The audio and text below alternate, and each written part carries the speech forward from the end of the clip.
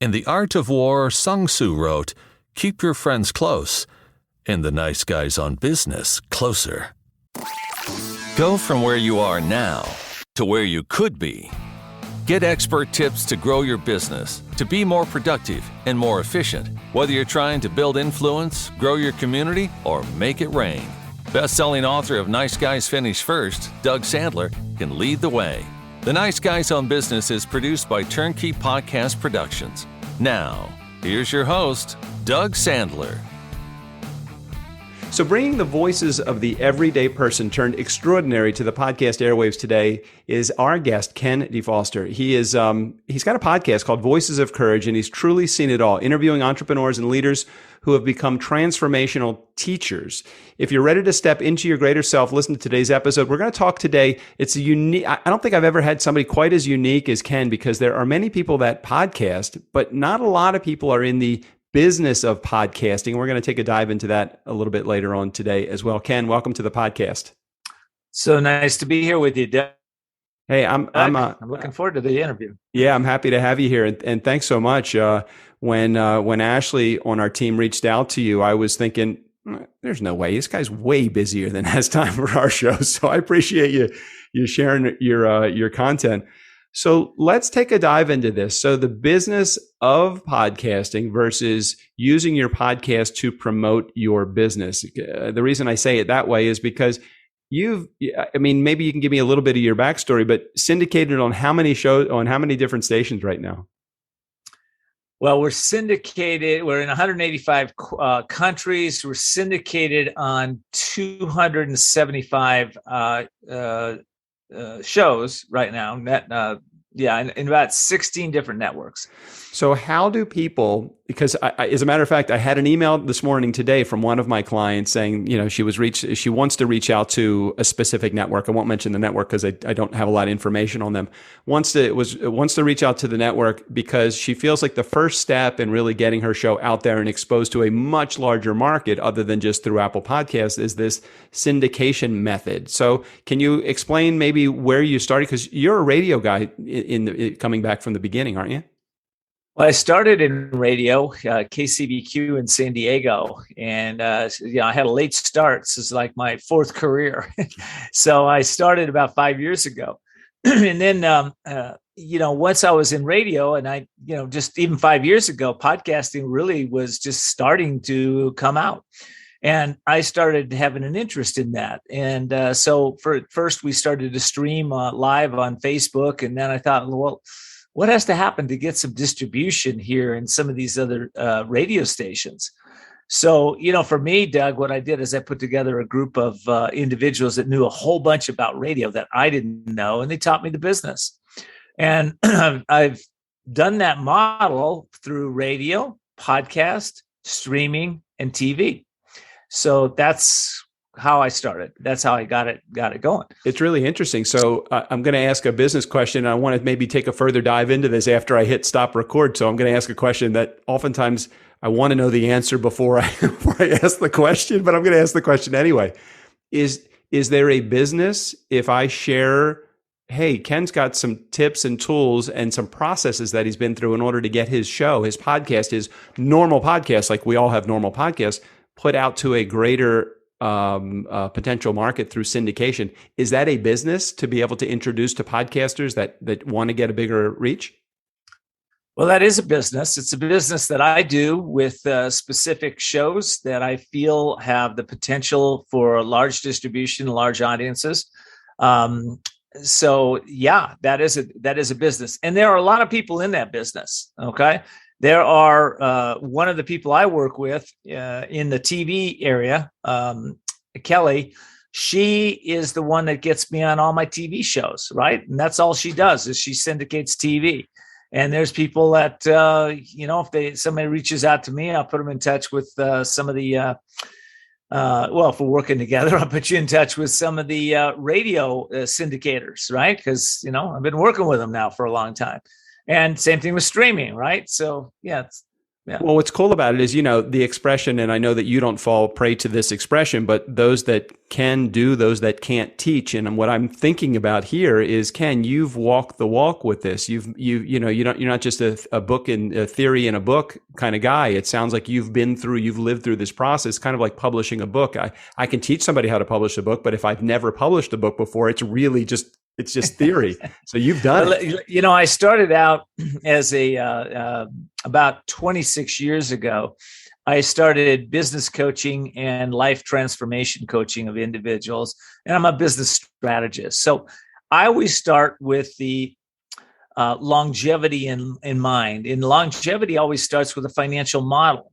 So when I started in radio, the host that asked me to come in and work with her, she had the privilege of paying the radio station $2,500 a month for her show.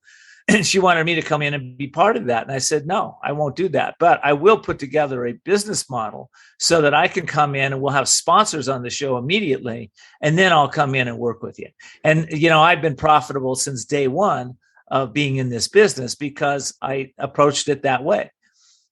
I love that. And, you've completely, in less than 5 minutes of having a conversation, I know that you know what you're doing. You have the street cred to back that up. You have the supporters and the shows that you've been on and the radio network that you've been on to back that up as well.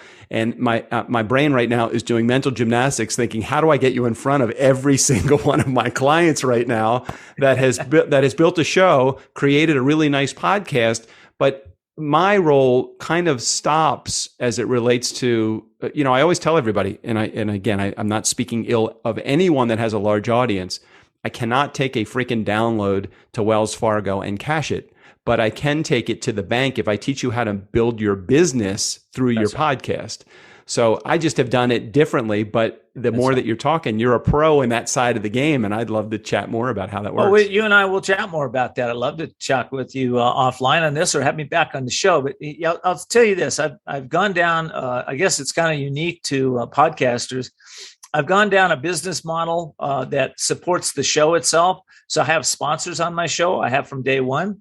And I've also gone down a path where a lot of podcasters go, which is people come in from my podcast to my business. Yep. So I do both. And it's for me, it's kind of like, I want to say it's so much fun. It's like a hobby, although it is a business, and I treat it that way. Totally get it. One of the theories we talk about in our podcast launch school and then beyond as I'm coaching is the hub versus the spoke theory. If you consider your podcast a spoke on your wheel, it's just this thing you have on the side, you've missed a huge amount of opportunity. If you consider it the hub of everything that happens with your business, whether it's guest to referral or guest to client or guest to affiliate relationship or guest to, any number of things, from that guest seat, you have a golden opportunity of building a relationship that most people don't find. And I love that, Doug. And I think here's an important point. Where I started and where I am today, I have remade my show at least 10 times. Love that you say that. Love it. At least 10 times. And I mean a complete makeover, right?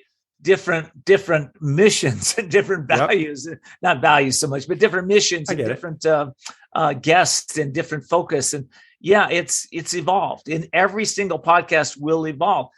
Why does it evolve? Because we evolve. Amen, brother. I'm not sure that, I create podcasts. Podcasts create me, if that makes any sense. I totally hear you. Everybody wants to, as soon as they get the title of their show, they're off and running, and they go in a million different directions for finding the perfect cover art, to find the perfect voiceover, to find the perfect description. And I'm like, stop. Don't let perfect be the enemy of done. Get it out there. And what's going to evolve as you're 12 episodes in, you're still in diapers. You haven't even had a chance to figure out what works and what doesn't work for your show. My mentor, one of my mentors, Tony Robbins, I worked with him in his company for a while, about a year, and ran one of his departments and put butts in seats for Tony. And, he just taught me the one thing that changed my whole life. And it's what you're saying. He said, most people go with ready, aim, fire, go with fire, ready, aim, right? Just get it done. Get out there and don't worry about. You're not going to have a bunch of people listening to you in the beginning anyway. It doesn't matter if you do it as like most podcasters. But a lot of people come to me for that reason. They want distribution. They don't want to have to spend 5 years trying to figure it out. They want somebody that's an expert in it, that's already been there doing it and walks their talk. So they come to me and I help them with profitability. I help them with distribution. And, a lot of times when I do that, we're rebranding the whole show, right? Absolutely. It just has to be to go to the next level. I'll give you an example of that. My show was an hour show. And I was pretty attached to that because I like to go deep with guests. Yeah. But one of my coaches came to me and said, listen, I can get you on cable TV, but you have to cut your show down to half hour. Mm-hmm. So I was like, okay. So now we're on regional. I've got a half hour show in New York City at 4:30 in the afternoon. I'm in Boston and Philly and Washington, D.C. and Chicago. And so we're all over the place, but I had to change the whole format. And that created a whole new challenge for me, right? So yeah, there are no. Again, I share with my clients and my students a lot of times. There's the only thing about podcasting is there are no rules. You can make up things as you go along. You don't have to stay. The only thing that should remain consistent is the amount of content that you're putting out there, and it should never get less. It should only get more. Keep putting it out there consistently over a period of time. I want to. Oh, go ahead. You want to add? Well, no, I was going to say it's I have a philosophy in business and like in life and in health. My health is improving every day. Every day, think about that. Most people don't think about improving their health every day, but I do. And with that mindset, my health stays vibrant. Right now, I'm human. Sometimes I get ill and things like that. But listen, for what I do today and where I am, my energy is incredible. But same thing in business. Okay. Every day I'm improving just a little bit my podcast every day. So, it's what I love. And why wouldn't we want to improve it every day? So if you have that mindset, it's different than, like you said, being a spoke in the wheel. I am the wheel and the spokes. Yeah, that's great. I love how you say that. I want to talk about two things that you mentioned, and we'll take a moment or two and discuss each one of them. One of them was being profitable from day one. And I think that that's a big challenge for a lot of podcasters, especially the newer ones. They want to know how to be profitable from day one. And then after we talk about that for a moment, I want to talk about the sheer longevity of how to stay in the game as long as you have. You have a couple hundred episodes out of your show, at least? Yeah, we're at 199 today. Today was 199. So next week will be 200. But I have to say that that's 200 episodes. Shows we're about somewhere around 350, somewhere around there. That's incredible. So what do you feel like keeps you, and let's go backwards. What do you think keeps listeners coming back episode after episode or show after show every time you put out content? What do they like about you? I think the authenticity, the realness, what I have guests that are aligned with truth, wisdom, and courage. They tell amazing stories. If you're an individual that wants a little inspiration and, you just need that dose, Voices of Courage is the place to be. Yeah. All right. And let's go to the second part of that and talk about profitability. How, in the online world that we're living in, where everything is a marketing scheme and nothing seems to work or nothing works from my understanding. And so many people come to me after they've tried 7 or 8 times to launch a show, and everybody has just taken their $1,000 or their $5,000 and they haven't successfully been able to launch a show. Finally, they get somebody from our school, let's say, and they're able to successfully launch a show. But now we want to get into the profit zone. What advice would you give, or what information early on for somebody trying to make a profit in podcasting? Well, I first of all, I would set out I'd create a business plan around it. But let me just simplify it for you. What I would like to say is, most individuals that are doing podcasts today have really amazing gifts and talents and abilities and skill sets, experience. First thing I tell podcasters, write down all your gifts, everything you got. Second thing I'd ask them to do is say, okay, out of all those gifts, what is it that you could give to a sponsor that came on your show? Just think about your own personal gifts. Don't think about distribution and how many downloads you're going to have and not. Think about what you have to offer. Yep. When I first came in the business, we didn't have a lot of distribution, right? But I had the gift of being able to teach people to be on media, right? So I said, hey, man, come on the show. I'm going to give you an hour of your time my time with you. We're going to go over your complete look and how you're speaking and what you're scripting and what your questions are. Well, I'm going to just do that for you. Plus, I'm going to give you, I'm going to have you on the show for an hour. And for that, when I first started out 5 years ago, we charged people $198, right? Simple stuff. You start where you start. Today we have sponsors that pay us up to $10,000 a month, right? But I didn't start there. All right. So what do you say to the guy or the woman that is getting into podcasting that's not in the media space? They're a plumber and they're starting a plumbing podcast, but they do want to make it profitable from day one. Or they're a psychologist that really can't share the stories, necessarily the intricate secrets of the people that are sitting in that guest seat because it's confidentiality. So is there a workaround for something that's not within the media space? With the plumber, and a lot of businesses are this way, but with the plumber, I think his business would be to, let's say he wants to get more plumbing clients, right? So he might interview other plumbers, right? Have them come on the show and pay him a fee to be on that show, in different areas of plumbing. To make the show interesting, right? So that'd be kind of cool. And as far as the psychologist, I've helped psychologists develop their show, right? And so what I help them do is take the stories out of individual names and personalities and get rid of that, but turn it into lessons that people can learn from. And that seems to work really effectively.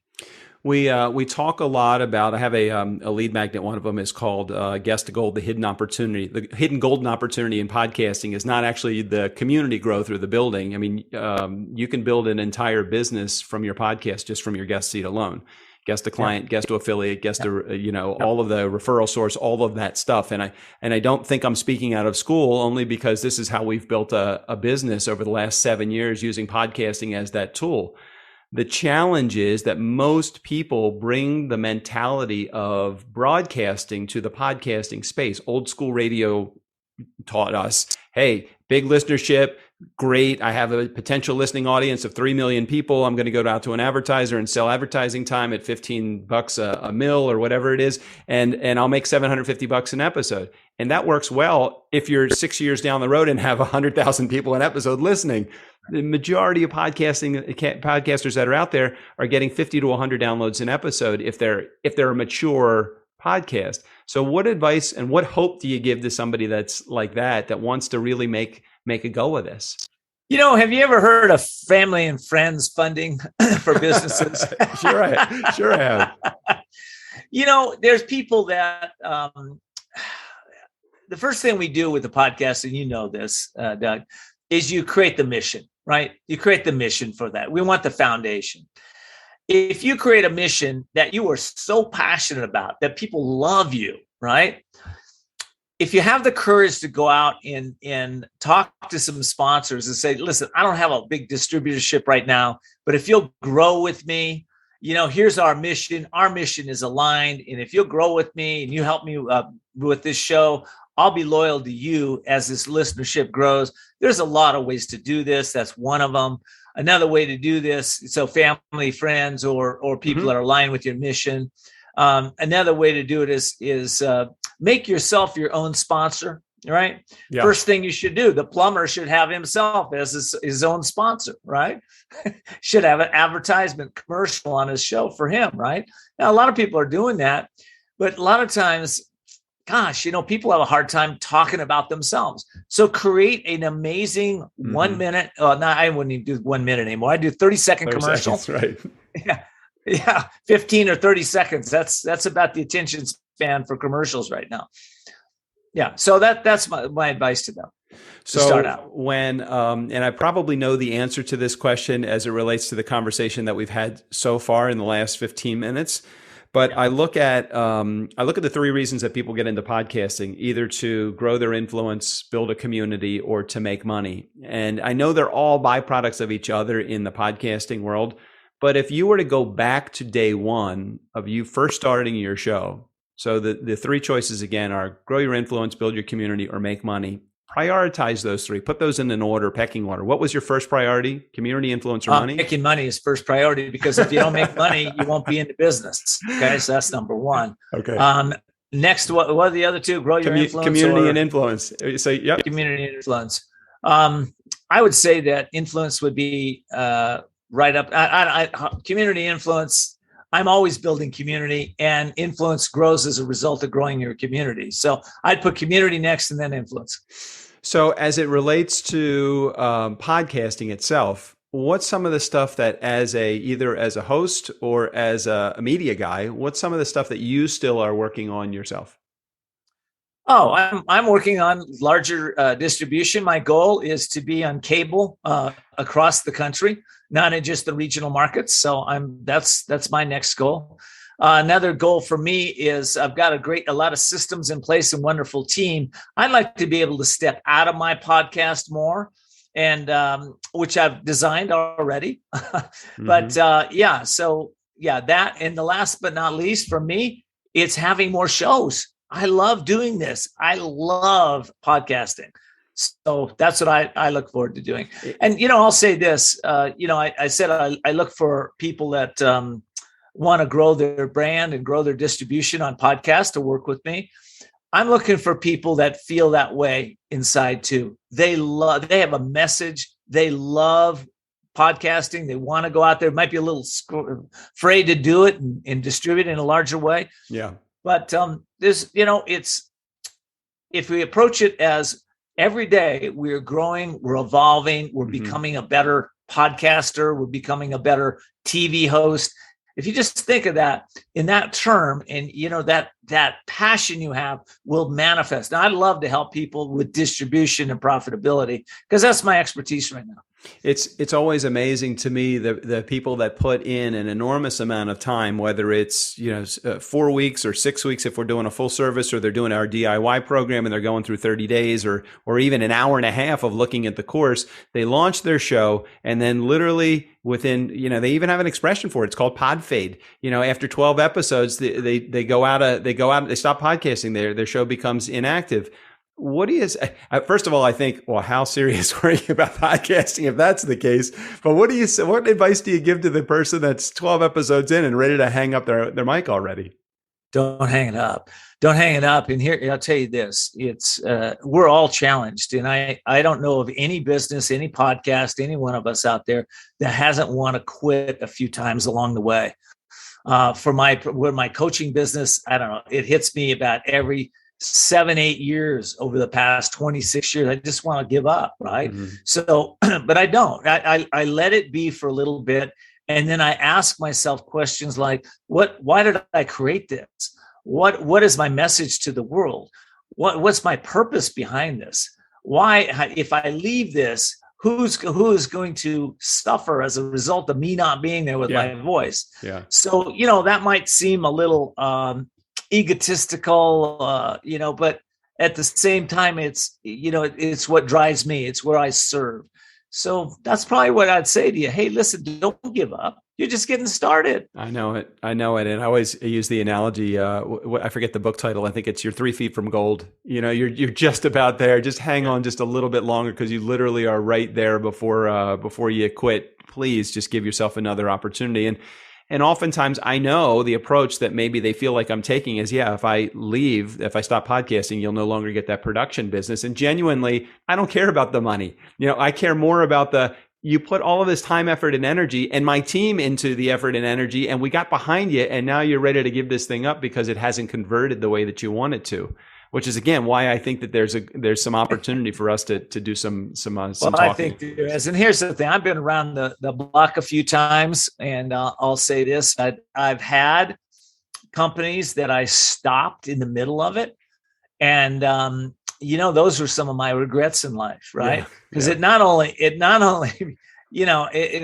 only ended up quitting when I shouldn't have quit. There were other people involved that also got hurt, and I had to learn that painful lesson. And unfortunately, some people learned that with me. So don't, what? Everything evolves. It's not about letting it go or giving up. You might have to let go of what you're doing, though. Like I said, I reinvented the show several times. Yeah. Each time I hit a roadblock, and I couldn't go any further. And I had to take some advice from people that really knew what they're talking about. And, it's interesting because a lot of us think we're making the right choices all the time. Yeah, I'm making this good choice. But sometimes we look back in hindsight and realize those weren't the best choices. And if we'd had somebody like you, Fred, or like me, guiding them that has experience in this business, they probably wouldn't give up. They probably would move past those blocks and take it to the next level. Absolutely. The three key resources are accountability, community, and education. So we call it the ACE method. And if you have all three of those, you're very unlikely to quit.